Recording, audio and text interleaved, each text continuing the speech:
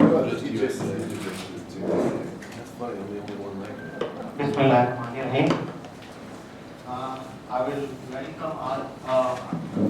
you all here on behalf of Institute for Global Engagement and Pakistan Institute for Peace Studies. It is my great pleasure to extend a very warm welcome to you here, and I think we will have a very great discussion on the topics. You have to share your expertise here in the coming days.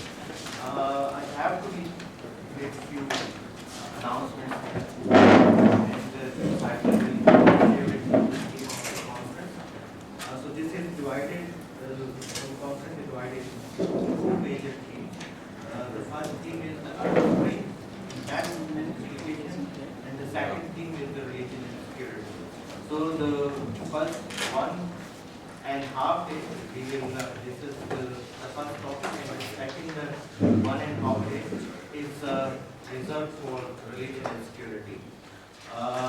So each session, we have 3 panelists, and they have 15 minutes each to present their thesis, and at the end of each session, we have the 30-minute Q&A session. We hope that these sessions will enrich the discussions further. If we found anything to be intervened here, the administration can intervene to be focused on the discussion and on the topic. So these were the few words. Thank you very much again to be coming here and managing to be here. So I will hand over the floor to And good morning to everyone. We're grateful that you're here and you've traveled so far. My job is to provide some overview to what we're doing, and then I'll give the floor to our co-sponsor as well, Director Zhao from the Institute for Minority Groups, State Council in China. So on the face of it, we're having 2 conferences, and we're going to talk about issues of religion and security and the Arab Spring and these kinds of things, and we've gathered what I consider to be some of the world's top experts on these issues. But on the other hand, I think there are 3 key themes that we should consider and reflect on as we go through the 3 days together. And I want to share those themes with you just a little bit, and then we can come back to them as you like. The first theme is this idea of citizenship.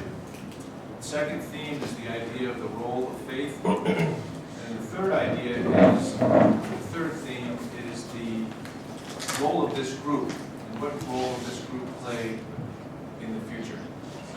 Now, I'm just a traveler like you, and have been to various places here and there, and some of my observations about globalization are that you can define it many ways, but its impact is indisputable. It is a siege of identity.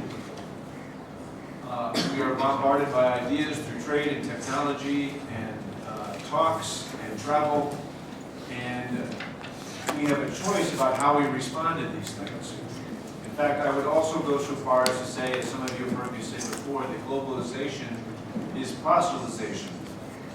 You're constantly under siege of different ideas, and people are selling you new things. It can be Coke, it can be Pepsi Cola, it can be Motorola, it can be a new religion. And so we have to think about how we process that and how we engage that, and we have a choice as we respond to that. I can choose to be defined against something, or I can choose to be defined for something. Now, it's the human condition, unfortunately, to be defined against, and to reach out and say that other person who doesn't pray like me or act like me, they're the enemy. And when we do that, there's a stereotype, and that allows for dehumanization, and that in turn leads to violence.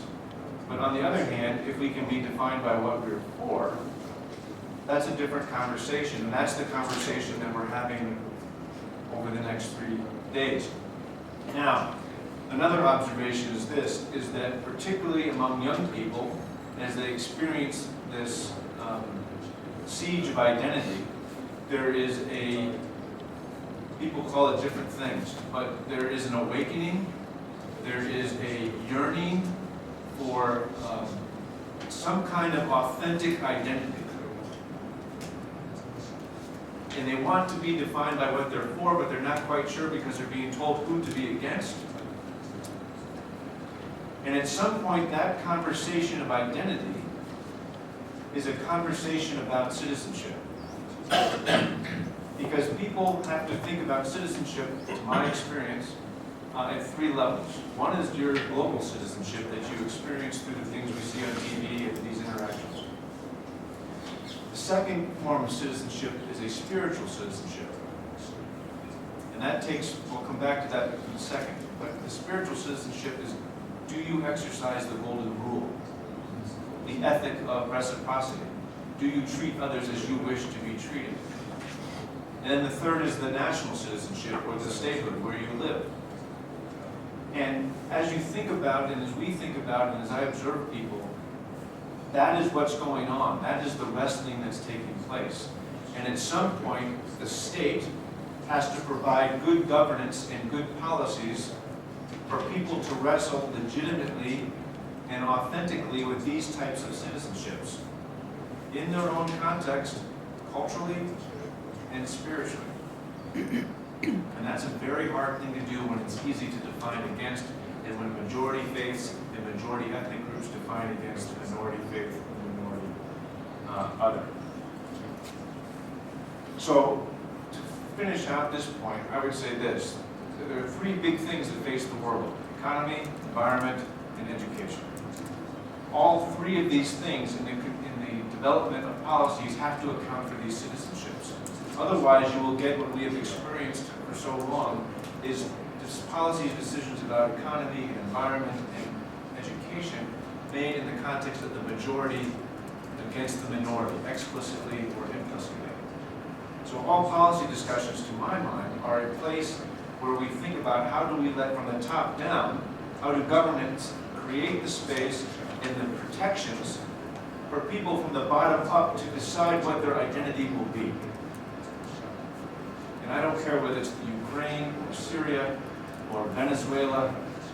This is not an East-West thing of universal values. This is a global phenomenon that is experienced locally and varies locally according to its spiritual and cultural context.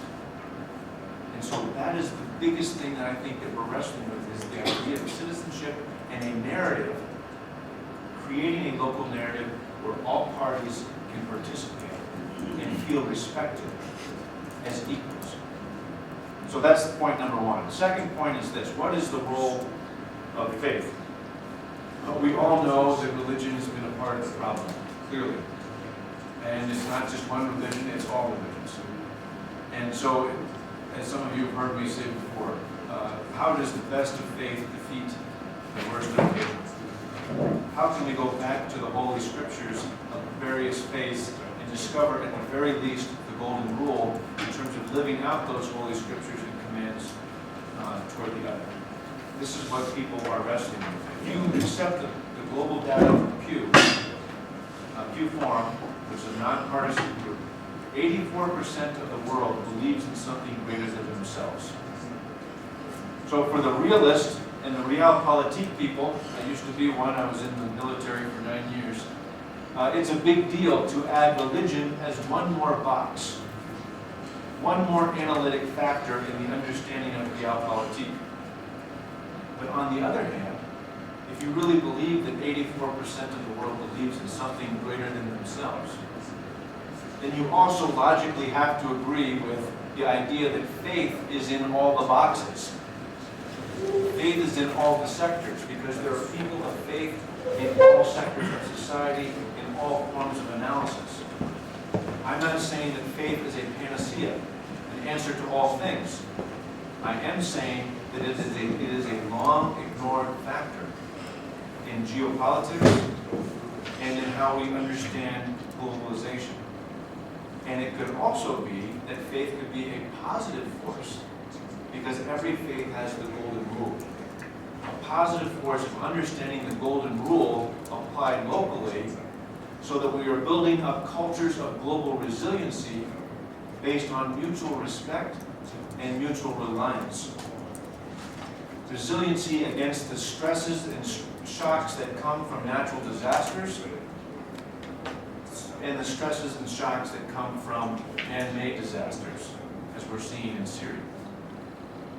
There is a resiliency that is inherent within faith when it is lived out appropriately. So how do we think about that? Because the role of faith has something very strong to contribute to citizenship. But at the same time, we have to be very clear-eyed that the role of faith can be manipulated by political entrepreneurs for their own gain and their own power and validate violence against innocent people. So we should not run away from that conclusion either. My last point is this. This group is a special group of people. And it's a special group of people in a special place at a special time. Clearly things are happening worldwide. And just as clearly, we have not found a way to live with our deepest differences as we struggle with the siege of our identities and how we get along with one another. How do we live with irreconcilable theological and political differences? This group has the capacity to not only provide research for that thinking, but to model the type of engagement that is needed with ourselves, treating each other with respect, even though we will disagree about many things over the next 3 days, disagree with courtesy and love, but then to go back to our respective cultural contexts and countries and to create safe spaces as well. And I think that's the most important thing to think through here, because we have incredibly thoughtful, bright scholars, practitioners who are familiar with the governments of their countries and with the grassroots of their countries.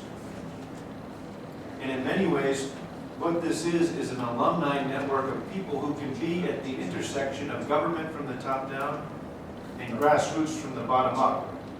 In conflict resolution speak, there's track 1, government to government, track 2, people to people. This is a track 1.5 experience that has to be replicated around the world.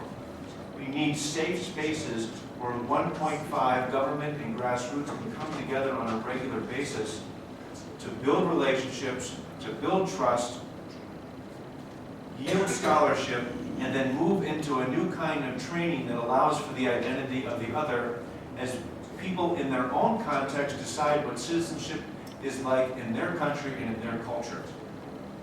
With nobody, majority, or people from outside imposing their view. To borrow from Pope John Paul II, our job is to find ways to propose this dialogue, not to impose solutions. Because solutions that are externally generated are inherently unsustainable. Solutions from within, according to the best of the faiths that are there, and the culture of hospitality, those are the ones that are sustainable, but people need permission to participate in this new kind of paradigm. And I think people like us, being able to reference people that are not like us, create the permission to participate in a new paradigm. I can say that I know Serene Hamsho from Hamas, Syria. And she is a wonderful, dear sister in humanity. We disagree about theological things, but we have many things in common, and we want to work for the common good as global citizens who fear God, because that is where wisdom begins. And that creates a space in my country to say we can work with folks like Serene. She has a cover over her head, that scares me, but if Chris says she's okay, then maybe we can talk to her. And Serene can say to people in her country, Chris is this white, blue-eyed, looks like a missionary guy from the CIA. And he hangs out with Republicans like Jeff Davis, who knows George Bush. He's Satan. But if Serene says, I know this person and I trust him, then we can begin to build the bridges. And that's what I'm hoping for most of all as we work with dear partners like Amir Director Zhao, that we think about what this looks like in the 3 regions of Southeast, South, and Central Asia. Focused on this region because we're taking place here as we reflect on the Middle East, North Africa with lessons to learn. And then we think about collectively the role of China in the world, because China is going to have a role. And I want to find ways to work with them and cooperate with them, maybe even compete with them. But they are not a threat. They are not a threat. They want to be a part of the global community just as each of us want to be a part of the global community. So these are the broad goals that we're going to talk about. We have a very focused panels. We want particular and practical recommendations from those panels and from the 2 conferences. But I ask you to think about the broader context as we move forward. What does citizenship look like? Where are the safe spaces that allow that discussion to take place? How does faith contribute to that solution? And what is our role and responsibility as we think about the rights and responsibilities of citizens spiritually, globally, and nationally as we move forward together? Thank you for listening, and I will give the floor to Director Zhao.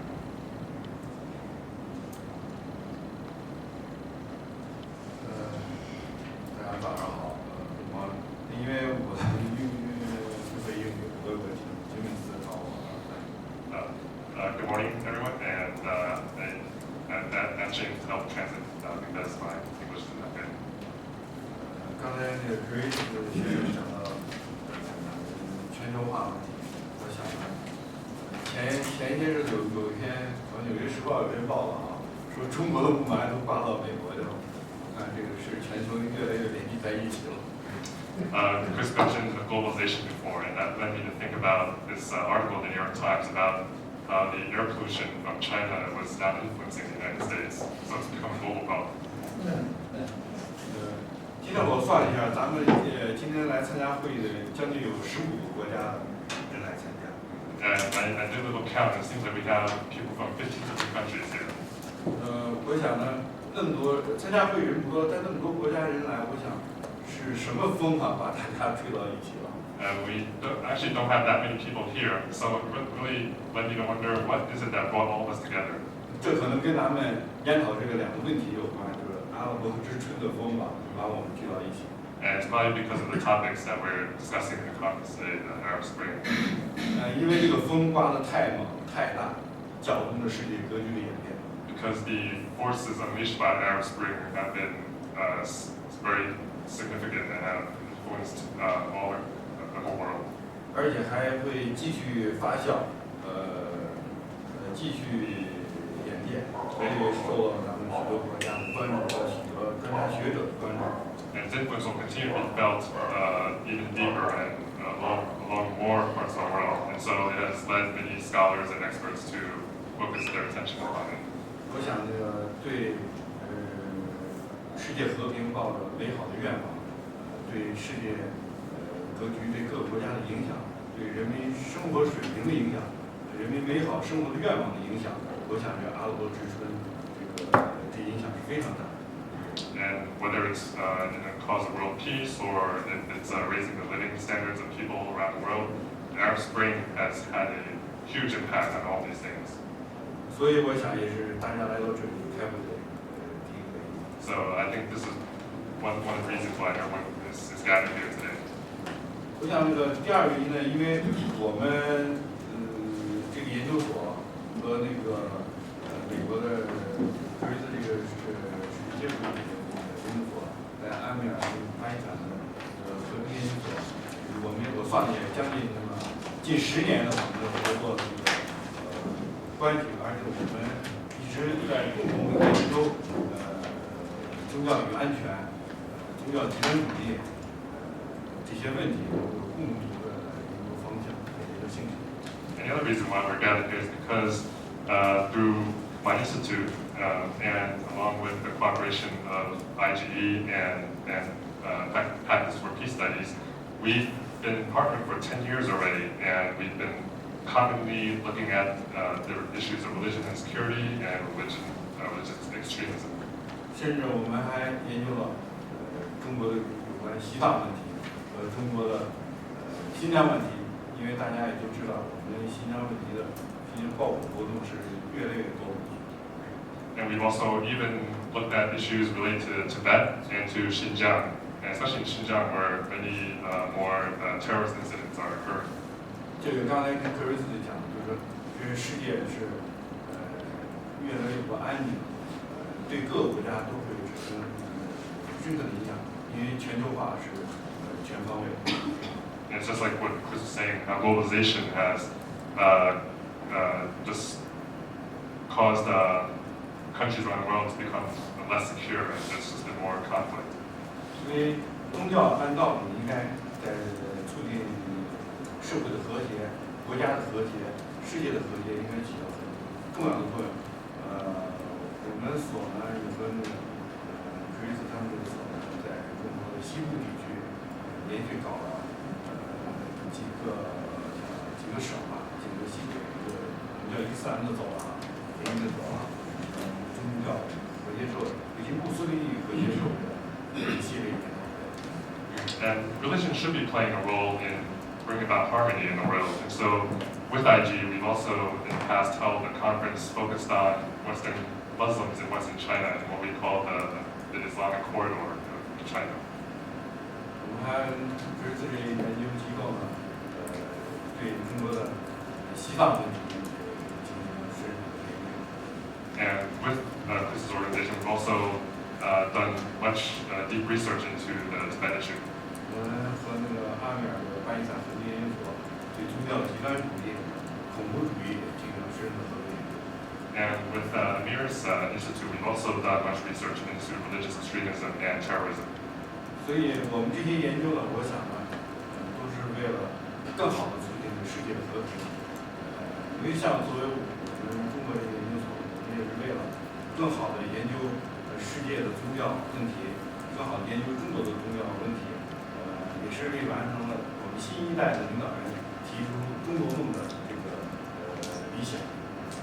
And so we hope that through this research we can bring about world peace, and whether it's doing research on the world's religions or China's religions, and also just to accomplish the goal that our new leader has spoken of the China dream, the Chinese dream. 所以我们三家呢，经过充分的协商，决定今天吧，在这个北京山东城市吧，来召开这个会。 So as a result, our three organizations decided to hold this conference in this beautiful valley. 所以刚才像克里斯讲的，就是说我们这么多专家学者来到这里，也希望今后呢，也建立一个长效的机制，因为我们研究的都是世界最重要的问题。 And so just like Chris said, we have all these brilliant scholars among us, and we hope we can institutionalize this and to have a long-term resource for researching the world's most pressing issues. 所以再一次欢迎大家到来，也预祝会议取得圆满成功。谢谢。 So welcome all of you to the conference again, and we hope this conference has the best success. Thank you. Thank you, Cycle and Krishna for welcome remarks and then we introduce into the subject. I think we have 5 minutes and we can utilize maybe this 10 minutes. Okay, not working this computer. Okay, we will fix it. But meanwhile, definitely we have 10 minutes with having each computer to be for the introduction session. So Yeah, it is. most of them already know each other, but we If have those who knows more this- people security and security group. We will start from here. Namaste, I am from Nepal, MCC Nepal, Sam Kumar Yadav. Namaste. Namaste and good morning. I am Rasdeep Basgai. I am working at the National Human Rights Commission, Nepal. Morning, Father John Thomas with the Society of Jesus.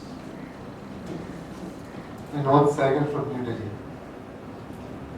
Good morning, my name is Sultana Parvanta and I'm from Kabul, Afghanistan. And I really want to thank you all.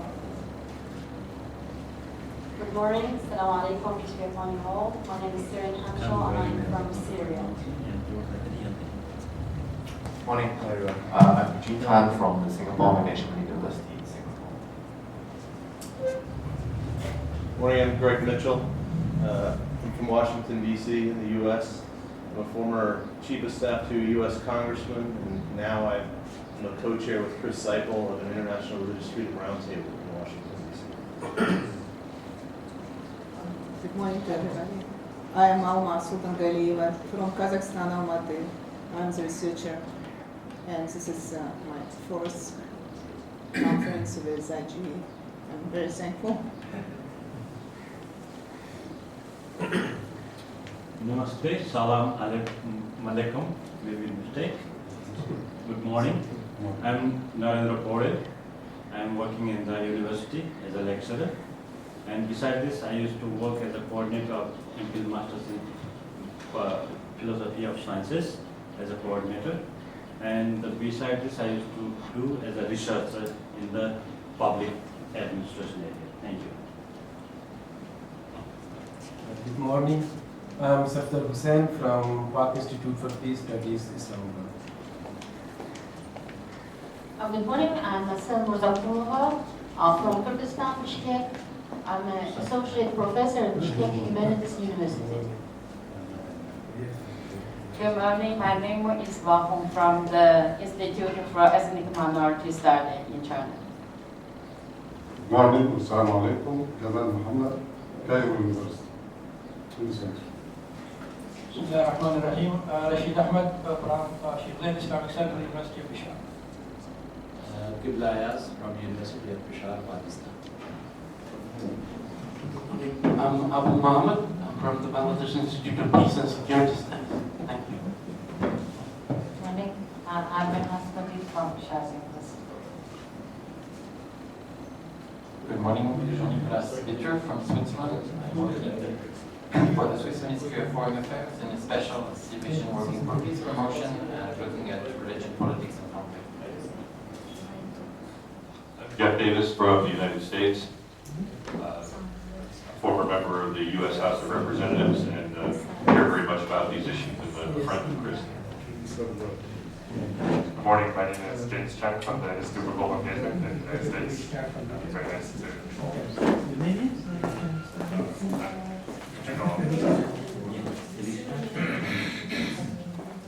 Sorry, I hadn't introduced myself. My name is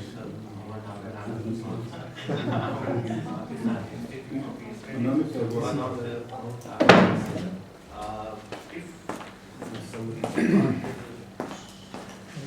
experts of the next panel have a PowerPoint presentation and we can proceed. Otherwise, we have to